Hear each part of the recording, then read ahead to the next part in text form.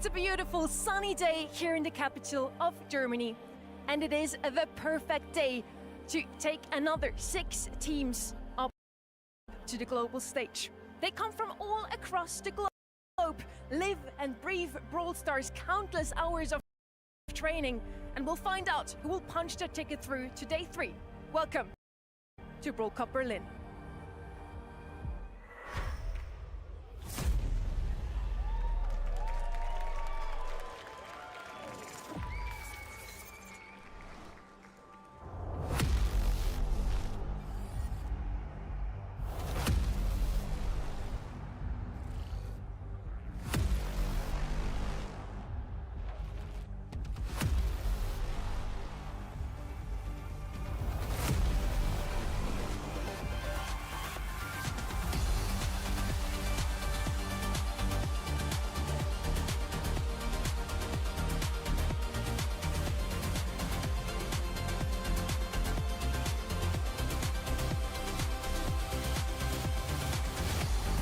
Competing in front of thousands under the lights, each player is seeking one thing: respect. You've earned the respect of your teammates, but now it's time to earn the respect of your rivals, your fans, and most importantly, yourselves. My name is Barney Banks and I am your host, and welcome to the Brawl Cup live!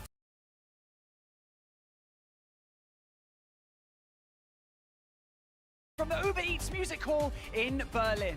We've seen heartache and we've seen triumph on the main stage already. And it's only been one day. Imagine what we could do with 3. And so without any further delay, it's time to kick off day 2 of the Brawl Cup. Berlin, make some noise!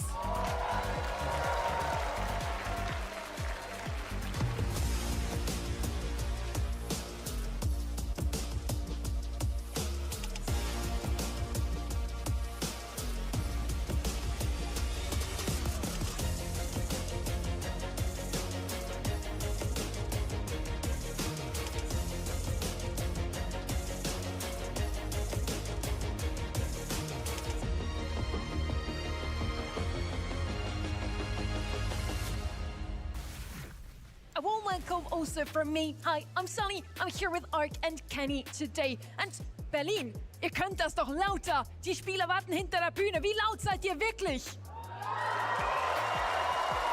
Schon etwas besser.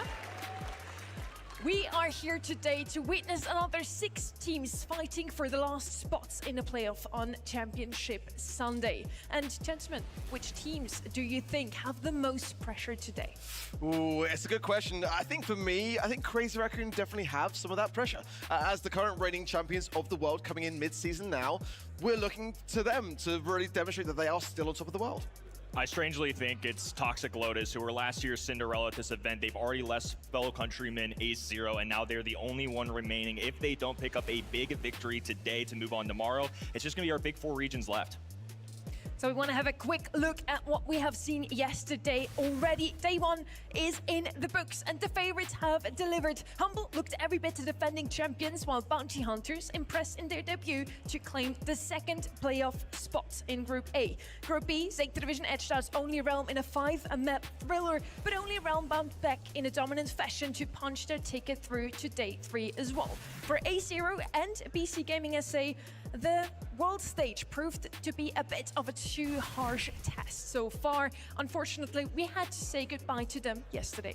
Yeah, definitely a very tough event for them, but they did show some fantastic promise. I think for me specifically, BC Gaming had a really great showing. A0, no doubt, going to be able to take that valuable LAN experience as well moving forwards. I'm still looking for great things to come from the Chinese mainland region, and of course, we'll see another team from there today. Yeah, and had a lot of success last year at that. I think A0 especially just couldn't get out of their own way a little bit, and sometimes that's just the jitters of the LAN stage. I'm not in that locker room. Don't 100% know what went down, but inexperienced. I would say yesterday went according to plan, if you will. Very predictable. I'm on eggshells today, though. We've had some very chaotic events recently, and I have a feeling that Group C and D will shine. The favorites proved why they are called the favorites. They won in the end. We had to say goodbye to 2 teams already, as we have 4 groups of 3 teams, and only the top 2 teams of each group will advance through to day 3. After today, we will know the final 4 teams joining the playoffs. It's really looking quite spicy today. I'm not going to lie. I feel like yesterday kind of went according to kind of what I could foresee as being the most likely outcome. Today, I feel like we could very well get some upsets. We also want to have a look at which brawlers we've seen yesterday. The meta comes together from all around the globe. We have some EMEA draft, mix it with East Asia draft, NA, and this is the result so far. The 5 most picked brawlers yesterday. Interesting also to see Sirius there. He got a little HP nerf, Kenny, and now he's not globally banned all the time anymore. Yeah, super small data set. I mean, obviously a 0% win rate is not something you want to see. But on the other end, at Colonel Ruffs at the top, this is somebody that I expect to see his name called out a ton this weekend. Brawl Stars' goodest boy is so well-rounded. The hypercharge especially empowers teammates. It's almost like you're giving a solo showdown drop to these teammates to power them up. Yeah, I feel like Sirius will probably maybe show up again this weekend, but for the moment, that win rate definitely a tough thing to see. Colette banned out so frequently, yet to really kind of see her even thrive. For Lumi, I'm really impressed actually with her specifically since the updates and those balance changes coming through. 8 bans, quite high in that regard, and 100% win rate. I think that we need to keep a close eye on her moving forwards. Lumi super strong now after the buffs. Roche still up there as well, despite having a couple of nerfs in the last months. He's still super strong, and we'll see if he's going to be banned a little less today. We have some different teams today coming up.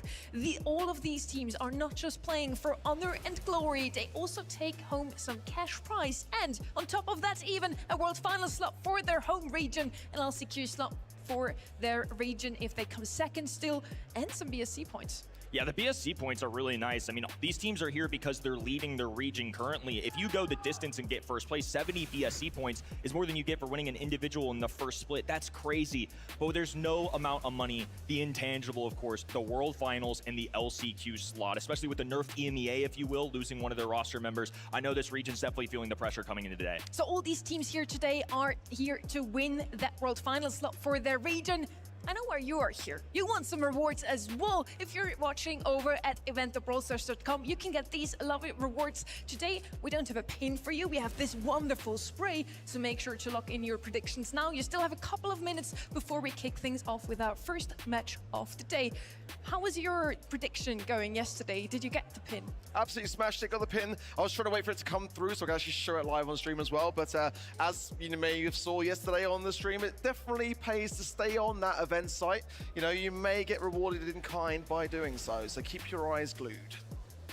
And of course, we are all here to celebrate Brawl Stars. It's not just us, it's even more people. We also have some lovely streamers here from the Spanish language, Portuguese, Japanese, and German. They're all here sitting on the other side and covering these matches for you. You also see some familiar faces there. Melty might not have qualified to play here today, certainly qualified to cast. Yeah, he could well be, looking after our jobs next year if he keeps this up.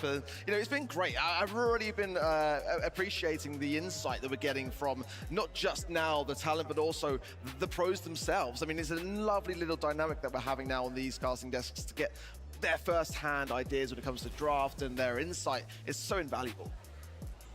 That is definitely true. It's always good to have some knowledgeable casters alongside me as well. So I'm so glad I'm standing here with the two of you today. One of two. Now we want to head straight into our first match of day 2, Brawl Cup Berlin. We're here with Crazy Raccoon versus Eternal.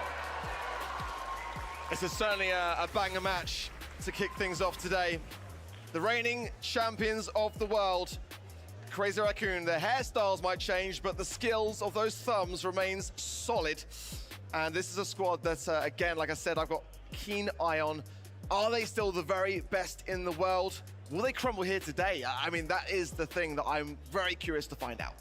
Unfortunately, on the other end, the other side has very much experienced this roster all too well. Yeah. Tensai, tenured. I mean, undisputably the GOAT, I think, at this point, but no mid-season title ever back in the days of either Brawl Cup last year, MSI, even things like Snapdragon Pro Series. It's the one thing that's eluded him. But on the other end, Motep very much knows Tensai. If anything, he helped build this legacy.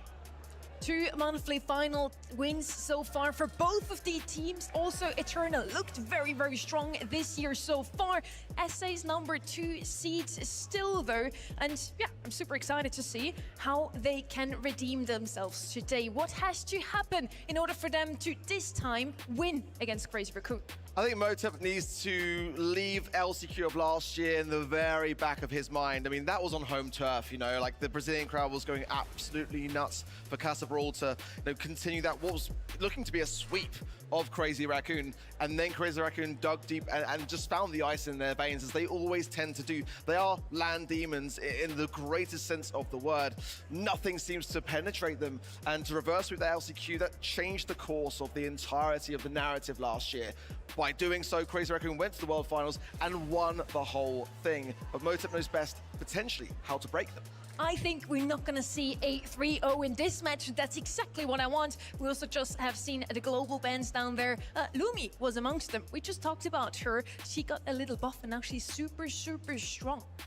Definitely a frustrating one to play against. I mean, between Grim and Frostbitten, the area control, I just think it's a very solid mid-range option, a very safe one at that, so might as well remove it, throw some drafts off a little bit. Can't fault either of these teams for doing that. And now as we see the maps, it even makes more sense. Penal Punt, for example, you want some mid-control. What gives you mid-control? Lumi, for example, she has these ice rinks. Chester would also still be a very good option. Did you see the other global bands? I think Mortis was amongst them. Wouldn't surprise me. He does that a lot. It's a good guess. I feel like Mo is going to be that brawler that's going to escape through, though. As it has been for the majority of yesterday, it's that brawler which is just not quite globally banned and not quite in the bans. Can't be that bad, right? Come on now. Come on now, people. I think that is one of the most dominating polls we've seen all weekend. I think so. 6% is the lowest we've seen so far. Well, let's see. Eternal, you now have the chance to prove everyone wrong. Just, yeah, win. Just win. Easy as that. It's that simple. It's that easy. It's that easy. I mean, for me, we joke, but this could be an upset. I'm being serious. Crazy Raccoon do have the second lowest scrim win rate of all teams in this competition. Now, as we know, scrim rates don't reflect everything, but I've got to ask the question, why are Crazy Raccoon scrimming so little? You know, are they playing on Smurfs? Is there something in the back pocket that they're not telling us? Or are they just kind of coming into the event and thinking, you know what, hey, let's take this a bit chill and see, by not doing a ton of prep, where we kind of sit. I mean, usually those guys just have a lot of fun also on stage, so maybe they were just enjoying the beautiful weather in Berlin. Well, it's not that nice. But hey, you can still enjoy the city itself.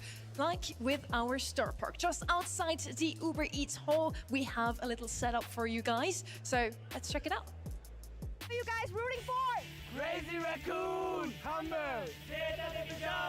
Humble! Nah, Crazy Raccoon. Set a sign. Oh, wow. Who are you rooting for? Food! Only red! Jedi Division! Fight! Let's go! Toxic Lotus! Footy Sports! I love food! Humble! Footy Sports! What team are you voting for? I'm rooting for everyone! Yay! We've seen some very strong teams so far on the main stage, but you know, it's the weekend, so we had to pull out the big guns, didn't we? It's the challengers taking on the world champions. Berlin, it's time to kick off day 2, and it's Eternal and Crazy Raccoon.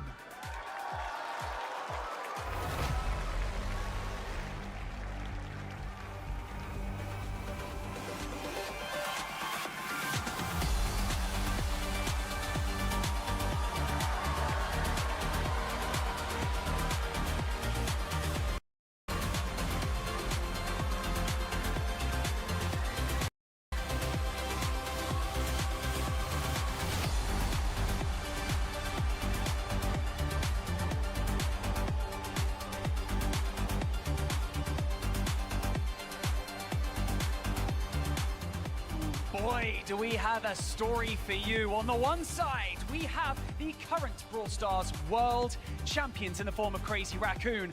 And on the other side, in the camp, we have a personal vendetta that stems all the way back to the 2025 Last Chance Qualifier. In another timeline, the 2025 Brawl Stars World Finals could have gone very, very differently. But we are right here, we are right now. It's the Brawl Cup, and it is time to kick things off with Eternal and Crazy Raccoon. Let's do this.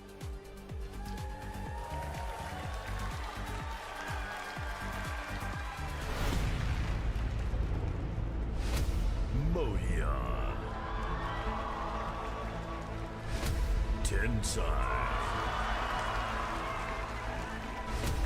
Milcrio.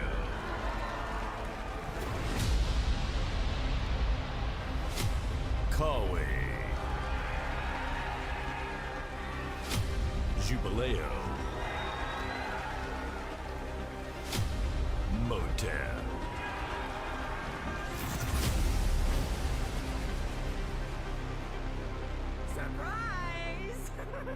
The pressure is on. World champions on the left-hand side. On the right side, we have a revenge-driven roster. They want to win today exactly against Crazy Raccoon because it did not work out in the past. Maybe it will today. And I'm so happy that Lumi, that I mentioned, is globally banned, and Chester, I also mentioned, so good on a map like this one because you want mid control. On Pin or Punt, you have this square of bushes in the middle. It's all about mid control to be able to score in the long run. Yeah, for me, Sirius open here. M's actually open here, which is a very rare thing to see. Honestly, normally very much highly considered in the ban. Sirius is that first brawler pick coming through. Meeple is an Eternal pick that could also shine on this particular map too, just to really button off. Yeah, there you go. Sirius, M's, great way to start. Had to be an anti-tank at that point with Chester off the board, and then you saw several bans go through, including Crow, Otis, Colette, just to miss all of this. At some point, you got to grab your own. A lot of times with these professional teams, the way they construct a draft is we're going to go with anti-tank early to ensure ourselves a little defense and then work our way and see how the aggro sets up. Now let's see what they're picking on the left-hand side. Something with range, maybe. Meeple would still come in clutch here as one of the mid-brawlers with a bit more range, and mentions of Meeple's, of course, to shut down your opponents. Mo is coming in as the aggressive brawler. Never mind, they double down. Ellie coming in as well. Now on the right-hand side, do we have enough to deal with that double aggressive comp from the left? Well, there's going to need to be something more, I feel, here. But I'm pleased to see the Mo pick. I really do like to see that brawler come through. Kenji could be an option here, just to go on the uber aggressive. Something to battle against that alley to distract, I think, is going to be a need here. The aggressiveness of that alley is going to be a problem. Going to be putting a lot of faith in these last 10 seconds. Motep eyeing that screen. 0 for 6 in Brawl Cups, MSI, and World Finals in the past. For him to pick up a win off of set 1 would be a huge momentum swing. Can't wait to see how it all goes down. Let's take a look and see what Reddy and Uber have to say. Thank you very much, Kenny, and great to hear from the desk. This is such an interesting draft, actually, because Crazy Raccoon often have been considered pretty safe, almost boring drafters, but they've actually brought an alley here into Pinhole Pump, which is super exciting to see. Sirius gets snapped up yet again right at the start of the draft here for Eternal. He struggled since having that max HP reduction a little bit more fragile these days. He struggled here in Berlin as well. He's posting a 0% win rate at the present moment, was picked 4 times and didn't win a single one of them. Though admittedly he was picked later in the draft, so now it's refreshing to see him picked up earlier as a priority rather than as an afterthought. Tensai looking for the Infinity Gauntlet of Brawl Championships. He's won at LCQ. He's won a World Finals, but still no Jubilee, but eventually he'll have what he was looking for. Cower pressure down, Motep's going to be forced out of the way, and Milcrio very healthy here. Enough is the Journal team, obviously. The scores to settle indeed. As much as Cower was able to offer there, struggling to get to grips with Jubilee, but eventually he'll have what he was looking for. But Cower pressure down, Motep's going to be forced out of the way, and Milcrio very healthy here. Enough for every misplayed interaction. Jubilee does manage as much as Cower was able to on the right side. Milcrio needs to be encircled. Cower has to cost him too much. It's an attempt at a trick shot around Moya, but you're not going to round him possible. With the ball speed reduced team that is going to punish you for every misplayed interaction. Jubilee does manage to rebut Tensai on the right side. Down by Tensai. And the ball is cornered. Crazy Raccoon in no hurry here to expose themselves to an equalizer. So they'll bide their time in the middle of the map, and the buck stops with Eternal. Milcrio does actually retrieve the ball, so there's something to play for here. Milcrio with a hyper charge, and on top of Motep. Yeah, the pop rocks are going to do him in the end. Jubileo healthy enough here, but Milcrio sneaks it in. A few changes to Brawl Ball. The ball goes a little bit faster, rolls a little bit longer than before. It's just been observed on the other side of a patch. It's a minute difference, but at the professional level of play, it can make all sorts of difference. Positioning also completely crucial there. Sirius wasn't able to wedge himself between the goal and mid because he knew he was going to get taken down. It was all that pressure, all that poke damage builds up over time. Initial interactions will put Crazy Raccoon in the lead. They have control of this mid-ring of bushes. They're going to use this as a springboard for an attempt at a goal, but first they want to farm up their supers, especially if they can get a Chester bomb. But not, of course, for Friendzoner now with the Buffy can stun. if a player is knocked back into a wall. That's something Tensai especially has to be very wary of. He's looking to pressure the Sirius for the time being, though there are some shades in play. That's Coward taken down. Tensai looking for more. Motep under extreme pressure. It's another elimination for the alley, and an easy goal for Tensai. Crazy Raccoon steamrolling through this so far. This is going to be tougher for Eternal to take the bushes initially. Motep's even willing to expend his hypercharge just for the 20% speed boost. Now trying to get Milcreo on the right side. Needed that last shot. Didn't get it, but Jubileu punches through with the hype equipped. Moya, an opportunity for him to get his super and for Eternal to farm up utility of their own. Overwhelming Crazy Raccoon just by the use of supers. We'll see a little bit more in here as Motep creates a screen and a shade in from Sirius. Moya, though, tearing up the back lines, has the angle, not a block in sight. Moya even goes for the trick shot to finish things off. Pretty dominant showing here for Crazy Raccoon. Happy to start this series off with a pretty aggressive draft. It's great to see the little genius Tensai out there on the alley, absolutely dunking on this Eternal roster and kind of exposing the squishiness, right, of Sirius. It's been an issue already so far. I think the Buster pick into Chester makes perfect sense. You get a lot of value out of deflecting those projectiles, but Crazy Raccoon really overwhelming in moments like this when they find that Chester hypercharge. Yeah. But it's well earned too. Like, you have to work for that ability. And Milcreo, with this super aggressive positioning, is able to earn it. You also have Moya, Tensai opening up those back lines with their dives in. Of course, Ali, it's part of her kit. And with Mo, you're going to have to work for it. Get into the back lines, disrupt the Sirius. Squishy is one thing. Having no CC whatsoever is another. And when your shots pierce, the shades are not an issue at all. Here's your stat count back here. You can see that Moya, someone who we didn't highlight so much over the course of that game, was putting out some really nice, consistent damage. Obviously, with that playmaking potential of Mo on Brawl Ball, something you've got to be very wary of, but Moya didn't have to do too much in that regard. A lot of the time, it came down to forcing a fight, right? With Ali's mobility, with Mo's mobility, you could dive on in, you could basically get a team wipe, you'd have 2 players up, and then you could walk it in. Deathcap Trap, though, is the name of our next battlefield. And yeah, I'm sure this is bringing back memories for Motep. This is a difficult team to go up against, and this is a Crazy Raccoon that, you know, frankly, have high expectations as current world champions, and they haven't really slowed down a whole lot, so you've got to be on your guard. Revenge possible for Motep. LCQ could have gone very differently. The World Finals, our champions would look very differently if you'd managed to finish off a series in 3 sets rather than being reverse swept. It was weird to see Crazy Raccoon with their backs against the wall. Yes. At LCQ. Uncharacteristic. But it had been a weird year for them. I think like the balance of power in East Asia had fluctuated a whole lot. Even that rival team who also were at LCQ looked quite impressive, were able to, you know, put on some, you know, decent performances as, you know, a number of their opponents sort of were on the receiving end of.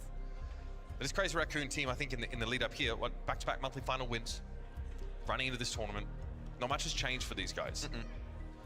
Yeah, in fact, it's kind of the opposite of how they began the last season, where they started off with a win, sort of peered off towards the end, and then had to work their way through LCQ. This time they had a rough month 1 versus Zeta Division, and then managed to power up in the subsequent couple of months. Here on Deathcap Trap, we have talked about Crazy Raccoon's draft approach of being really consistent stuff, right? And pretty safe, a little boring, and we were impressed to see, oh, cool, they're going mode, like they're going aggro in the beginning. But they'll just take Chester here and move on with their lives, I imagine. And as a first pick, too. Like, this was the highest priority. A reaction also of Stu and Janet, I think, puts a large priority on getting away from this mode. This has been picked up as a first selection. There's still other things that could appear here, like Lily, to get those gems out of their clutches.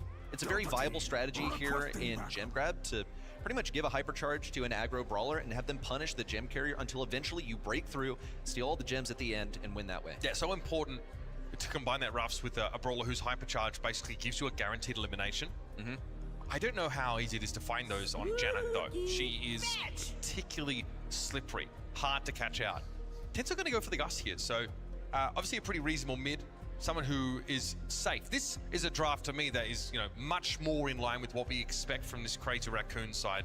It can be tough to break Gus down. There's also no obvious dive elements to this lineup. I mean, are we in Lily territory here? Do we need something from Eternal that can sort of force the issue? Because obviously being able to dive on a Ruffs, for example, or on a Mo outside of Super could be important, but they're also playing a bit more of a longer range game.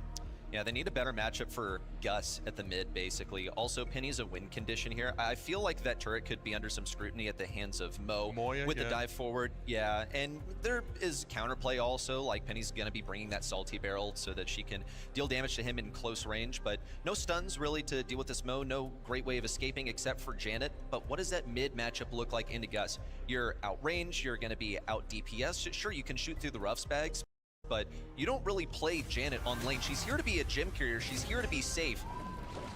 We'll see how it works out. You've got a player at that Gus gadget as well. That Kooky Popper out of nowhere sometimes can score the elimination. Motep already getting tapped up by Milcreo, a fearsome opponent even on his worst days, I'd say. And that speed zone should help dodge these projectiles, and still Motep was going quite low. Jubilee wants to get aggressive and make the most of this window where Mo does not have super at his disposal. Moya will be forced back, but only for the time being. Moya now encroaching on this left lane as Jubileus soaking up a bunch of the fire. Motep also retreated way back to get back to max HP, putting quite a bit of damage. Now getting punished by Milcreo, who only needs one more shot. Now it's time for Jubileo to spring into action with Moya, and Milcreo are calling shots quite well. Onto Jubileo, however, on a characteristic brawler for him as well, will pick up the first interaction on the left side and start to pressure Milcreo. Wall break on the left side means it's less of a stronghold for Jubileo to hide behind. He was considering playing around it. You can see he didn't want to break walls. He brought speed zone instead, so it is going to hurt. Tensai's been beating the pants off of Kawa so far, but only just now as he got the elimination on that brawler. Crazy Raccoon able to take a bit more map control, but the Moya versus Jubileo matchup is still of concern for this Japanese squad. Moya not in a position to win that out at all, and can only hope to somewhat contain the Stu. I'll tell you what though, Stu into Mo, really frustrated because you can't escape from the Mo dash in, but dodging those shots with your super, it's just not going to happen. You're going to get constantly poked. Jubileo, as he dashes rightwards across the field, will be intercepted by Milcreo. He gets tapped up a couple times. Kawe has a fresh turret to place down, but he is on super low HP. And he still has to contest Tensai on the right side. Jubileo going in super aggressive. Hypercharged Pop, but this man just entered the Matrix, now getting peppered with fire as Milcreo just doesn't want to risk it. Pops the Hyper and the super at the same time, but continues to get pressured from the right side by Kawe, now eliminated by both Tensai and Moya. And Crazy Raccoon run away with this count. I like the idea. Moya's trying to shut Jubileo down to make it so he can't dive on the gem carrier, but they cross like ships in the night. Tensai still able to pick up the Stu though, and Motep is too low to get close. Kawa, like you mentioned, could be a win condition, but that turret was left around for so long. Crazy Raccoon not really feeling the pressure from this Eternal composition. Intelligent play. There's so many different ways you can play rough, so many different walls that you can break, and you have so much selection. And they opted to break open the walls that you usually use to hide behind at mid. That's where you place your mid brawler. But Gus knows, hey, I'm actually winning this interaction versus Janet. I completely outrange her. Yeah, give me some more room to walk around. And once the turret was up, it wasn't even that much of an issue. There's plenty of room to work around because you've eliminated both of the choke points. And Janet's survivability only really matters when she is ahead in gems or in a countdown. If you're behind for most of the game, all it does is kind of keep you alive in situations where you otherwise would have been taken down. A timely super for Milcreo denies the pinch, and all of Eternal get flattened. This is not looking nearly as close as the previous round. Jubileo lane swaps into the roughs matchup, so Moya now has some room to breathe. This is real tough. Jubileo didn't want to be on this matchup, so he didn't have to face the bags, basically. Motep on the left side, however, is taking a beating at the hands of the mouse. Eternal pressured way back into their spawn, a super retreated positioning for Jubileo's gadget. He continues to march forward into Tensai, picks up the kill. Now Motep trying to encircle behind Milcreo. That's going to be the super for Milcreo. 1-2 shots for Motep will get him low. He risk setting pinch, walks right into it from Milcreo. And Eternal probably going to get surrounded and extinguished here at mid. Is Penny the mid now for Eternal? I feel like they've changed that roll up. I can't even tell. Motep went aggressive with that super to try and find a way to drop those gems, but without hypercharge, he didn't have the maneuverability. He might just get blown up. Yeah, has to dash forward with that gadget and now try and go after Milcreo. But again, this is not a hypercharged super. It's not that easy to guarantee damage from those bombs. A pretty anemic performance there for Eternal as Crazy Raccoon return to their safe and consistent drafts and just slowly choke their opponents out of the match. Never adjusted the lanes at all. They had the exact same positions every single time. So why? It's really just that consistent for these guys. What a man of the people. Milcreo getting everyone jazzed up. The greatest showman in Brawl Stars is Milcreo. Doesn't matter if he's at home on a webcam or in front of a crowd. This guy is born for the stage. Yeah. brings the vibes to the team. You actually saw him sort of resurrect a team that looked pretty deflated at the last chance qualifier. Everyone started shrugging and they were having a good time doing the dance. Brought to the World Finals as well. It is kind of crazy to see someone like Tensai loosen up in that kind of environment. He's someone who does get a bit tense, does get a bit reserved. And the addition of this Milcrio onto the roster, I feel like it really gives him that spiritual leader in a way. Helps them loosen up when things aren't going so great. So far, that's not really had to be drawn upon. Right now, it's just about having fun. Yeah, fun times, of course, though, are not exempt from criticism. One of the biggest things about Milcrio when he joined this roster is people were concerned, how is he going to fit into the squad? Tensai's supposed to be the mid. He's supposed to be the anchor for the entire team, and Milcreo's really like a stable player, but that's the role that he's fulfilling here. Now, not to say that Tensai didn't just do the same on the right lane. Look at the stat comparison there. It was pitiful. That was almost 400 DPS from a Gus. Yeah. A Gus. Someone who's not exactly known for having ridiculous high peaks in terms of damage, but safe and serviceable mid. Stayed alive and kept the gems to hand. Let's move over to safe zone now, where the objective is to get them spilled. And I'm expecting more, again, of these like fairly safe drafts. A lot of the time, this Crazy Raccoon squad really want to try and get some combination of Trester and Ruffs. Ruffs already is going to be banned out here, though, by Eternal. Interesting to see the Eve ban early on here from Eternal. Indicates that they've done some research. Eve is a pretty viable selection here. She can float right over that water, but I feel like there are plenty of other ways to play around this, so it must be something they're going for specifically. Kaze picked up early on. This is a first pick worthy brawler. She is just that good. She takes up space in mid, she pushes everyone forward, and she's going to be accounting for a bunch of safe damage. Now, since she's first pick worthy and the priority has been placed on a brawler such as Colt, for example, this has been willingly allowed through. Colt, yeah. I mean, also first pick Bell could be the go-to here for Crazy Raccoon. It's so up their alley, given it's a brawler that doesn't really give away too much of the game. Is really good when you get that early map control and you could nest egg much of mid. And that's the first pick here. Going to be able to shut some people up. Also can maybe open things up for another brawler that they want to play that would be just, you know, pretty weak into Bell. I sort of anticipated Crazy Raccoon to play something really conservative here, given sort of their reputation recently of playing these super safe comps. The Bell also denies the 8-bit and also can be quite annoying even for like Sirius or anybody with deployables or pets, right? Just given how those shots bounce. Otis here, the follow-up. Pretty reasonable, especially against someone like the Kaze. Like being able to mute the Kaze out is going to matter a heck of a lot. Some comps you see people like try and draft a Melody in just to like fight Kaze in the 1v1. That's probably a little riskier than a team like Crazy Raccoon is going to want to be. Okay, well, Crazy Raccoon had the last pick to work with. They're afforded the privilege of not being made to pick up a Kaze early on. They get to react to it with their 2-3 turn and then pick the ideal last pick over here. Really helps to have that aggro, and this is why the Eve was banned. They want to be the sole people floating over the water. Now, the issue with Angelo is that he just doesn't have good burst damage. He can do 4,000 damage a shot. He is the superior sniper, but he's not able to sustain that. So something really beefy towards the end of the draft, it can counter this. He also just, doesn't do a lot of damage to the safe, right? In terms of like he has the high peaks, but his DPS in general is sort of low. So often see Angelo picked up because he can get across the water body so he can access more of the map. He's very good anti-personnel on this map. Just not good for that safe pressure. Brock's so good here. You work the chokes, the incendiary fields can really deny space. He's another sharpshooter.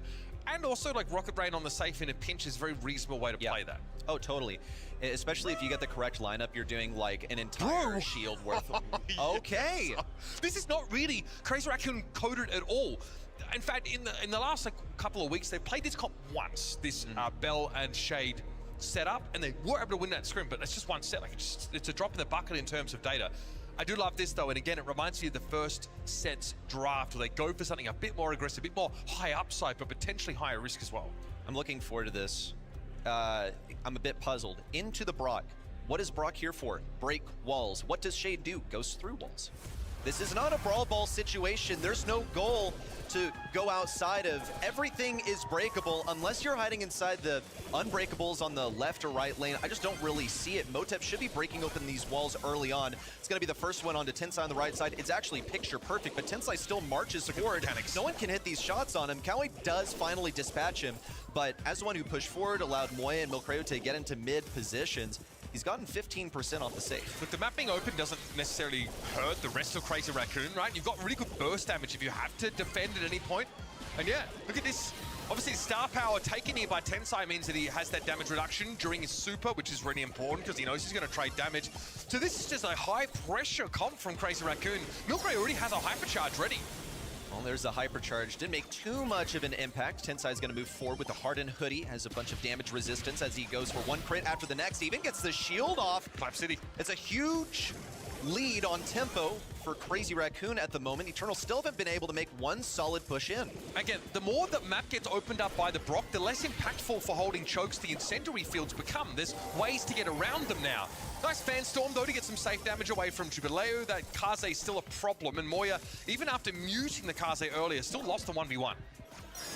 Watching for Kawe, pops a hypercharge raw, no super attached to it, could really use it, but he wasn't even close. Now gonna get clapped by Tensai with the gadget on the left side, goes for the double gadget, he mastered the technology, and now he's got a bit of extra damage on that safe. Moya also equipped the hypercharge so he can keep Jubileo away, but he is pretty evasive. Milcreo just gonna load him up with damage, but Jubileo only wanted that crack on the safe. And that is unfortunate, though. The follow-up of Brock with the Rocket Rain did not make any impact at all. No one can fight Tensai. This guy's so dangerous right now, he can just run away and hide inside the wall. Good dash. Jubileo just finds a couple of frames in which he can actually damage Tensai before he ducks inside those wall sections. Still, 3 claps on the safe is like almost 10k damage. It's a lot. Tensai just wants to run it up here, go after Kawe, but he's able to throw down the look into the swamp and now try and get ahead. Some damage on the safe here. The fan storm also going to use to tick away at her. Moya with a hypercharge, but really fancied just the speed increase. He hits a super long range mute on Motep to shut the Brock up for a time. That's going to take a miracle here. Tensai picks up one. Now it gets rid of that last shield on the safe. With one huge shot after the next. Crazy Raccoon drop it down to 560 HP. Kawe, it's just gonna bounce that right onto the safe and bring us to match point for Crazy Raccoon. And you're right, obviously, there being wall break on the side of Eternal makes it a little harder for Shade to do what he needs to, but it's just not efficient or convenient for the Brock to clear all the walls on the map. It also makes it harder for you want to create chokes with that brawler anyway. And Tensai has a built-in dash with damage reduction, a range increase. He just wants to go after the safe. Just a couple things that come to mind here. One of them is that we saw Shade played yesterday by Only Realm, and it was a pretty sorry showing there in that final set. Difference here is that Brock, Angelo, they don't have that mobility equipped that would allow them to stay away from Tensai. And it's so difficult for them to play into. And such a nice nest egg there from Milcreo, slows Jubileo down. Really limits the Kaze's ability to DPS the safe. Whereas Tensai, so far, almost being ignored. Oh, that's a big clap. Jubileo's got to watch out. We've got the safe knocked. And every time Jubileo goes down in front of his own safe, that's time he cannot spend being aggressive himself. Nice footwork from Milcreo here, outranged by the Angelo, but nice little mark on the Jubileo, and he's going to win the 1v1 against the Kaze. You don't see that often. Yeah, that's, I don't know why he was straight lining directly into Milcreo. He knew that he would be able to win on an HP basis, but he needed to hit every single crit, and he just didn't do that. Another nest egg. Oh, It's just one after the next. Milcreo's going to do it again. He just needs one more shot. No! Jubileo hit both of the crits this time, and he's going to trap that safe in the edge of the fan storm. It should be down to 75% now with Motep launching a couple rockin' rockets over there towards the safe. And here comes the lineup with the super as well for maximum DPS. Down to 50%. It's equalized finally between CR and Eternal. Milcreo maybe a little over-aggressive here now in a 1v2, but Motep is marked, and Milcreo's got the fancy footwork. Frankly, Motep's just not a factor. Oh my goodness, Milcreo just went 1v2, bro. You ain't beating these guys, not on that fundamental level. These mechanics for Crazy Raccoon are out of this world. Moya on the right side should expire. Milcreo going for a little bit more. Now it could be a base race. Tensai's gonna have to do it solo. Motep in. It's over already. Rain, but Tensai's entirely circumvented the defense. Crazy Raccoon with such an unlikely last pick.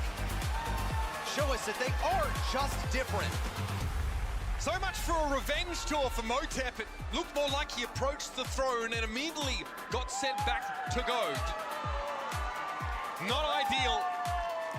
But this Crazy Raccoon team look more well-rounded than ever. Actually adding a little bit of spice into their drafts with some skill expression for Milcreo or for Tensai. Good to see the little genius get to throw down on the stage. Let's head down and hear from this team. Of course, Barney standing by. Well, well, well, welcome back to the winner's circle. I mean, it's familiar territory, isn't it? I want to ask, firstly, what a great performance, by the way.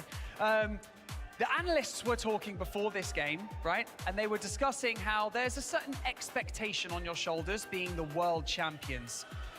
Coming into this match, do you guys feel additional pressure, or are you good at blocking that out? 試合前にアナリストたちの話ではやはりその世界チャンピオンという、重みが大きくプレッシャーとしてのしかかるのではないかという懸念も話されていたんですけども、実際皆さんはそういったものは感じられましたか？いや正直、去年チャンピオンを取ってから、絶対勝たないといけないなみたいなプレッシャーは感じていました。To be honest, he was